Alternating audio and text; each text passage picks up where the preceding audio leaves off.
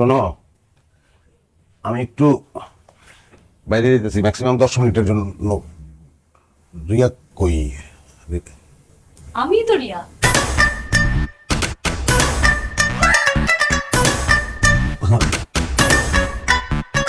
Makeup করছো তুমি? Makeup করবো কেন, মেকআপ তুলে ফেলছি।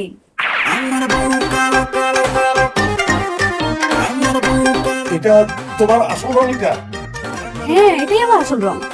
পরিষ্কার টাকা দিকো সমস্যা মতো না। মানে তোমার যদি আসল রং এটা হয় তাহলে মেকআপ করছি না কেন? মেকআপ করবো না কি বলো তুমি? আমার বিয়ে আমি সাজবো না, পার্লারে যাবো না, কি বলতেছো এটা? আমি শেষ। আমি আমার সারা জীবনের স্বপ্ন শেষ।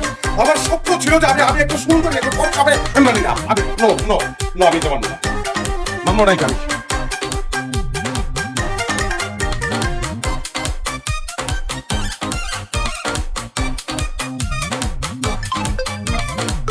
ধরেছে জলে বাগনা। হ্যালো বাগনা। আপনি কি হারুন শেখের বলা? হ্যাঁ কামরুন নেশা কি হারুন শেখের মেয়ে? হ্যাঁ। আপনি আর কামরুন নেশা কি একই মায়ের পেটের? আরে হ্যাঁ, কিন্তু কি হয়েছে, সমস্যা কি? এই কাজটা কেমনে করলি তাই তুই? কেমনে করলি এই কাজটা আপনি? এই ভাই না, এই উল্টা পাল্টা কথা কর। সারা জীবন বলে আসছি যে আমি ফর্সা একটা মেয়ে চাই, সুন্দরী একটা মেয়ে চাই। 30টা 35টা মেয়ে দেখে বলা কি শেষ পর্যন্ত আমার কালামাইয়া কথাই দিলেন আপনি। কালামাইয়া মানে? এগুলো তুই কি কর? তোরে সুন্দরী ফর্সা মাইয়া বিয়ে করেছি, কেন তুই দেখোস নাই? আপনি বাসায় আসেন, বাসায় এসে দেখে দেন কালা না ফর্সা।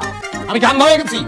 এটা ইচ্ছা করে করছেন আপনি, ইচ্ছা করে করছেন। আমার মার সঙ্গে আপনার কোনো শত্রুতা ছিল নাইলে এই কাজ করতে পারেন না। আপন মামা এই কাজ করতে পারে না, কিল্লিকা করলেন এটা? দেখ ভাগনা, আমার লোক এরকম উল্টা পাল্টা কথা কইস না। আমি কিন্তু তোর মামা হই, তোর গুরুজন। হ্যাঁ, এইটা কিল্লিকা করলেন। এখন এই ডিভোর্স করার ব্যবস্থা আপনি করবেন, সব টাকা পয়সা আপনি খরচ করবেন। আচ্ছা আচ্ছা ঠিক আছে, তুই এত উত্তেজিত হইস না, আমি দেখতেছি বিষয়টা। আমি আইতাছি ডাক্তার। ঘটনা কি? এটা সুন্দরী মাইয়া কালো হলো কোথেকে?